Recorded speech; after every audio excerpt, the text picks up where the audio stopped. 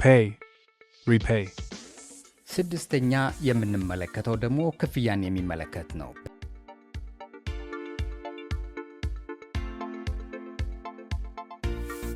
Write, rewrite. ዛሬ የምንመለከተው ሪ የሚለውን በእንግሊዝኛ ፕሪፊክስ የምንለው በአማርኛ ደግሞ ቅድመ ቅጥያ ልንለው እንችላለን። ከቃል በፊት የሚገባ ቅጥል ነው። ይሄ ልክ ከዚህ በፊት እንደተመለከትነው ባለፈው ዩኤን ወይም አን የሚለውን ተመልክተናል። አን ቃልን ተቃራኒ እንደሚያደርግ ተመልክተናል።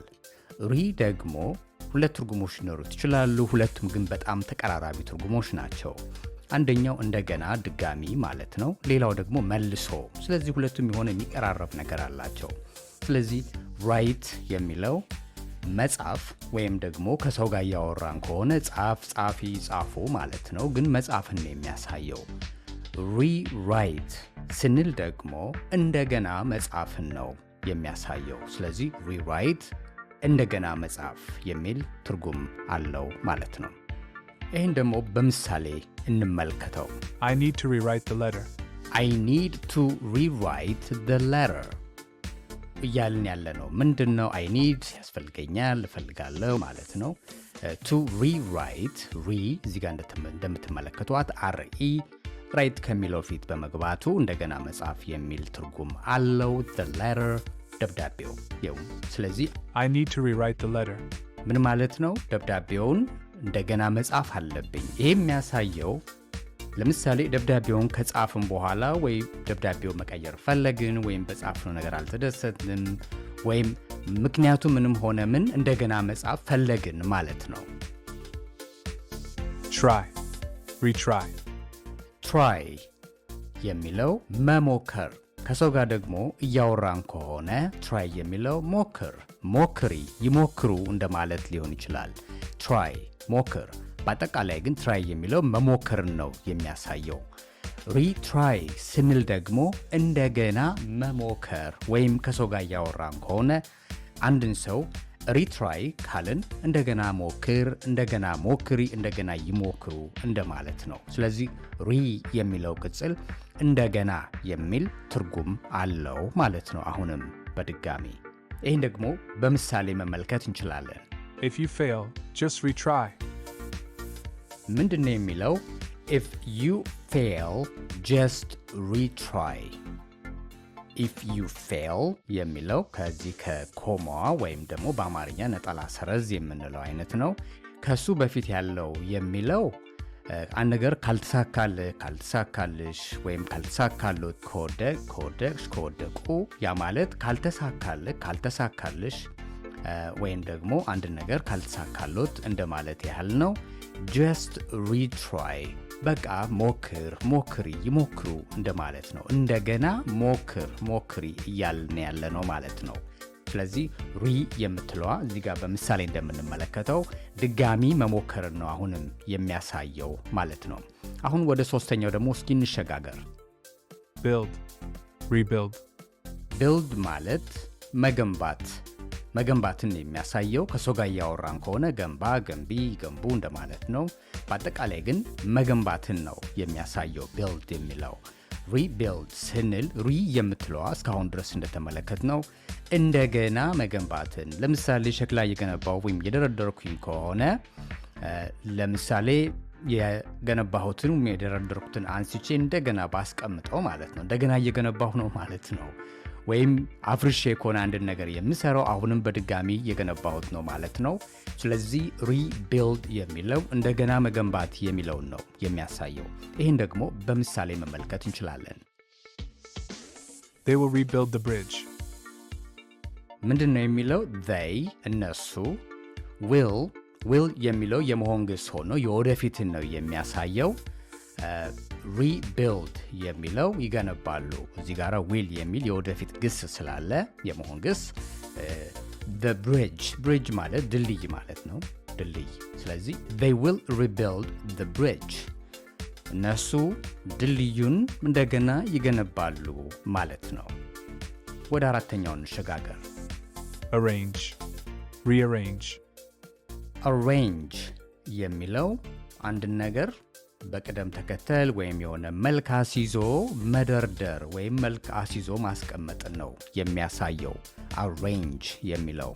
ስለዚህ ሪአሬንጅ ስንል እንደገና መልክ አስይዞ ማስቀመጥ፣ መደርደር፣ ማስተካከል፣ ባጭሩ መደርደርን የሚያሳየው። ስለዚህ አሬንጅ የሚለው ከሰው ጋር እያወራን ከሆነ አስተካክለው፣ አስተካኪው፣ ደርድሪው እንደማለት ይሆናል። ሪ ሲገባበት ደግሞ የዛንን ነገር በድጋሚ እንድናደርግ መልእክት እያስተላለፍን ነው ማለት ነው። ስለዚህ በአጠቃላይ አሬንጅ የሚለው መደርደር፣ ሪአሬንጅ የሚለው ደግሞ እንደገና መደርደርን ያሳያል። ከሰው ጋር እያወራን ከሆነ ደግሞ እንደ ትዕዛዝ ወይም ደግሞ እንደ መጠይቅ ሊያገለግል ይችላል። አሬንጅ ደርድረው፣ ደርድሪው፣ ይደርድሩት እንደማለት ሊሆን ይችላል።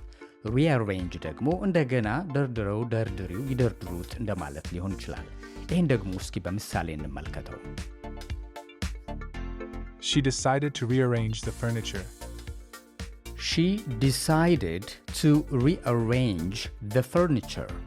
ፈርኒቸር የሚለው የቤት ዕቃዎች እንደ ሶፋ፣ ወንበር፣ አልጋ የመሳሰሉት ናቸው። ሪአሬንጅ እንደገና ማስተካከል ማለት ነው፣ ወይም እንደገና መልክ አስይዞ። ለምሳሌ የሶፋው አቀማመጥ አንድ አይነት መልክ ከነበረው ቦታውን ብንቀይረው ወይም ደግሞ ወንበሩና ሶፋውን ብናቀያየር ወይም አልጋውን፣ ኮመዲኖዎች የመሳሰሉትን ቦታቸውን ብናለዋወጥ ሪአሬንጅ አደረግ ነው ማለት ነው። ስለዚህ ሺ ዲሳይድድ ወሰነች፣ ዲሳይድ መወሰን ነው። ሺ ዲሳይድድ to rearrange the furniture። ስለዚህ እነዚህ ዕቃዎቹን እንደገና መልክ አስይዞ ለማስቀመጥ ወይም ደግሞ ለማስተካከል ወሰነች እያልን ነው። አሁን ወደ አምስተኛው ደግሞ እንሸጋገር። ዛሬ ሁሉንም እንግዲህ ሪ የምትለዋን ነው የምንመለከተው። እስከ መጨረሻው ድረስ ደግሞ ከቆያችሁ መጨረሻ ላይ እናንተም እንድትሞክሩት የምንፈልገው ያሉትን የቃላት መጠን ደግሞ የበለጠ እንዲያሳድጉ የሚረዱ አንድ 5 ቃላቶችን እንደ ምርቃት አድርገን እናቀርባለን። ስለዚህ ከመጨረሻው ድረስ መመልከታችሁን እርግጠኛ ሆኑ። ሰብስክራይብ ያላደረጋችሁ ሰዎች አድርጉ። ተመሳሳይ ዝግጅቶችን በብዛት ይዘን እንመጣለን። ስለዚህ she decided to rearrange the furniture። አሁን ወደ አምስተኛው እንሸጋገር። Start, restart. ስታርት የሚለው መጀመርን ነው የሚያሳየው። ወይም ደግሞ ከሰው ጋር እያወራን ከሆነ ጀምር፣ ጀምር፣ ይጀምሩ ለማለት ስታርት ማለት ይቻላል። ሪስታርት የሚለው ደግሞ እንደገና መጀመርን ነው የሚያሳየው። ትዕዛዝ ወይም ደግሞ ለሌላ ሰው መመሪያ እየሰጠን ከሆነ ደግሞ ሪስታርት ስንል እንደገና ጀምር፣ እንደገና ጀምሪ፣ እንደገና ይጀምሩ እንደማለት ነው። ስለዚህ ስታርት የመጀመር ሁኔታን ነው የሚያሳየው። ሪስታርት ደግሞ እንደገና መጀመርን ነው የሚያሳየው። ይህን ደግሞ በምሳሌ እንመልከተው። Let's restart the computer. ስንል ኮምፒውተሩን እንደገና እናስነሳው። ዳግም ማስነሳት፣ እንደገና ማስነሳት ማለት ነው። Pay, repay. ስድስተኛ የምንመለከተው ደግሞ ክፍያን የሚመለከት ነው። ፔይ መክፈል ነው። ሪፔይ ደግሞ መመለስ ነው። አሁን ቅድም ያልነው ሁለት ትርጉም አለው። ሪ ስንል ዳግምና መልሶ የሚል ትርጉም አውርተን ነበረ። ስለዚህ ይሄኛው ሁለተኛውን ትርጉም ነው ሪ የሚለው። አዎ ድጋሚ የተደረገ ነገርን ያሳያል። የወሰድነውን ነገር እየመለስን ነው። እዚህ ግን ትክክለኛው የአማርኛ ትርጉም ወይም ደግሞ የቃሉ ይዘት የሚያስተላልፈው መመለስ የሚለው ነው። ድጋሚ ማድረግን ሳይሆን መመለስን የሚያሳየው እዚህ ጋር ሪ የሚለው። ፔይ ስንል መክፈል ወይም ደግሞ ከሰው ጋር እያወራን ከሆነ ክፈል፣ ክፈይ ወይም ይክፈሉ የሚል መልእክት እያስተላለፍን ነው። ሪፔይ የሚለው ደግሞ አንድ ሰው የወሰደውን ነገር መልሶ ሲከፍል፣ ስለዚህ መመለስ የሚል ትርጉም ትክክለኛ ትርጉም ነው በዚህ አጋጣሚ ስንመለከተው ወይም በዚህ አገባብ ስንመለከተው። ይህን ደግሞ እስኪ በምሳሌ እንመልከተው። I will repay the loan next month. I will repay the loan next month። ስለዚህ next month በሚቀጥለው ወር፣ next የሚቀጥለው month ወር፣ loan ደግሞ ብድር። I will repay the loan next month። ስለዚህ ብድሩን ከፍላለሁ በሚቀጥለው ወር የሚል መልእክት አለው ማለት ነው። I will repay the loan next month። ብድሩን በሚቀጥለው ወር ከፍላለሁ እያለን ነው። ወደ ሰባተኛው ደግሞ እንሸጋገር። Open, reopen. ኦፕን የሚለው መክፈት፣ ሪኦፕን ደግሞ መልሶ መክፈት ብለን አሁንም እንደገና መልሶ የሚለውን ቃል በድጋሚ ሁለተኛውን የሪ ትርጉም እየተመለከትን ነው። ኦፕን የሚለው መክፈት ማለት ነው ብለናል። ከሰው ጋር እያወራን ከሆነ ደግሞ ኦፕን ስንል ክፈት፣ ክፈቺ፣ ይክፈቱት እንደማለት ይሆናል። ሪኦፕን ደግሞ የዘጋነውን መልሰን ስንከፍት ነው የሚያሳየው። ስለዚህ መልሶ መክፈት የሚለው ትክክለኛ ትርጉም ነው ማለት ነው፣ ወይም ትክክለኛ አጠቃቀም ነው ማለት ነው። ይህን ደግሞ እስኪ በምሳሌ እንመልከተው። The shop will reopen tomorrow. The shop will reopen tomorrow. Tomorrow ነገ፣ shop ሱቅ፣ will reopen መልሶ ይከፈታል። ሱቁ ነገ መልሶ ይከፈታል እያልን ነው ማለት ነው። The shop will reopen tomorrow. ሪ የሚለው መልሶ የሚል ትርጉም አሁንም በድጋሚ አለው ማለት ነው። ለምሳሌ ሱቁ ዛሬ ሲሰራ ውሎ ከዘጋ በኋላ ነገ እንደገና ሲከፍት መልሶ ከተከፈተ ማለት ነው አይደለም? ስለዚህ እሱን ነው የሚያሳየው መልሶ የሚለው ትርጉም። ወደ የሚቀጥለው ስንሄድ turn, return. turn and return የሚል ቃል ነው ስምንተኛው የምንመለከተው። ተርን መዞር፣ መዞርን ነው የሚያሳየው። ከሰው ጋር እያወራን ከሆነ ደግሞ ዙር፣ ዙሪ፣ ይዙሩ እንደማለት እንዲህ ዞር ስንል ወደ ጎን ወይም ደግሞ ወደ አንድ አቅጣጫ ተርን መዞር ይባላል። ሪተርን ስንል ግን መመለስ የሚል ትርጉም ሊያመጣ ይችላል። ተቀራራቢ ናቸው። ቢሆንም ግን ሪ የሚለው አሁንም መልሶ ወይም ደግሞ አንድን ነገር መልሶ የሚለውን ትርጉም የበለጠ ያሰምራል። እዚህ ጋር ስንመለከተው ተርን፣ ሪተርን። ሪ የሚለው ሪተርን ማለት መመለስ፣ ወደ አንድ ቦታ ሄደን ስንመለስ ዞረን ነው የምንመጣው አይደለም እንዴ? ወደ መጣንበት አቅጣጫ። በዛ ምክንያት ነው ሪ የሚለው መመለስ የሚል ትርጉም የሰጠው። ምክንያቱም ከሄድን በኋላ ወደ መጣንበት አቅጣጫ እየተመለስን ነው። ሪተርን ከቤት ለምሳሌ አንድ ቦታ ሄጄ ስመለስ ተመለስኩ ማለት ነው አይደለም? ስለዚህ ሪተርን የሚለውን ቃል እዚህ ጋር መጠቀም እንችላለን። በምሳሌ ደግሞ እንመልከተው። He will return home tomorrow. ልክ እዚህ ጋር አሁን እንደምትመለከቱት በቀጥታ he will return home tomorrow ምንድን ነው እያልን ያለ ነው? ከቤቱ ለምሳሌ ሄዷል እንበል። ስለዚህ እዚህ ላይ እየገለጽን ያለ ነው ነገ ወደ ቤቱ ይመለሳል። he እሱ will return ይመለሳል። he will return ይመለሳል home tomorrow ነገ ወደ ቤቱ ይመለሳል። ሄዶ ነበረ፣ አሁን ተመልሶ እየመጣ ነው ማለት ነው። ይህን ያመጣው ሪ የምትለው ቃለች መመለስ የሚለውን ትርጉም የሰጠችው። ወደ ዘጠነኛው ደግሞ እንሸጋገር። ዘጠነኛ ምሳሌ አጠቃላይ ያዘጋጀንላችሁ 10 ነው። እንግዲህ እነዚህም ብዙ ምሳሌዎች የምንመለከተው እያንዳንዱ ምሳሌ ወይም እያንዳንዱ ቁጥር ላይ የምናመጣቸው ቃላቶች በራሳቸው የእንግሊዝኛ ቋንቋ ችሎታውን የሚያሳድጉ፣ የመናገር አቅሙን የሚያሰፉ፣ በዛ ላይ ደግሞ በዕለት ተዕለት የምንጠቀምባቸው ቃላቶች ስለሆኑ እጅግ ጠቃሚ ናቸው ብለን ስለምናምን ነው። ወደ ዘጠነኛው እንሸጋገር።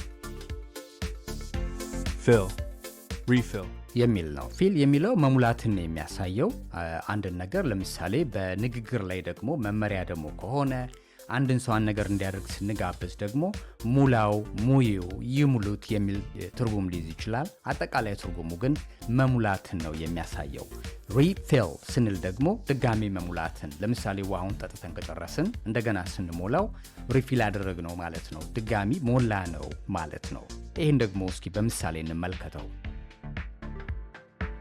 Could you refill my water bottle? መጨረሻው ላይ ጥያቄ ምልክት አለው። ስለዚህ ስናነባውም እንደ ጥያቄ ይሆናል ማለት ነው። ጥያቄው ምንድን ነው? Could you refill my water bottle? የውሃ ጠርሙሴን ልትሞላልኝ ትችላለህ፣ ትችያለሽ፣ ይችላሉ ብለን እየጠየቅን ነው ማለት ነው። ስለዚህ could you refill my water bottle የውሃ ጠርሙሴን በድጋሚ ወይም ደግሞ የውሃ ጠርሙሴን ልትሞላው፣ ልትሞዩ፣ ሊሞሉት ይችላሉ ወይ የሚል ግብዣ ወይም ደግሞ ጥያቄ እየጠየቅን ያለ ነው። send, resend የመጨረሻውና 10ኛው ከምርቃቱ በፊት ያለው የምናቀርበው ደግሞ ከነ ምሳሌው send እና resend የሚለው ነው። send መላክ ነው። resend ደግሞ ዳግም መላክ፣ እንደገና መላክ ማለት ነው። ለምሳሌ አንድ ደብዳቤ ቢኖር ከላክነው በኋላ ቢመለስ ወይም ደግሞ መልሰን ብንልከው እኛም ደግሞ ሪሴንድ ያደረግነው እንደገና ላክነው ማለት ነው።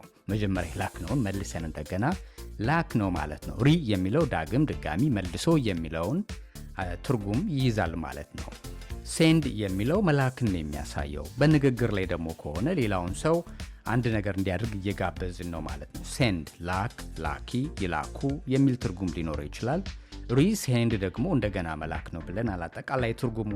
በንግግር ላይ ደግሞ ከሆነ እንደገና ላከው፣ እንደገና ላኪ ወይም ደግሞ እንደገና ይላኩት የሚል መልእክት ለማስተላለፍ መጠቀም እንችላለን ማለት ነው።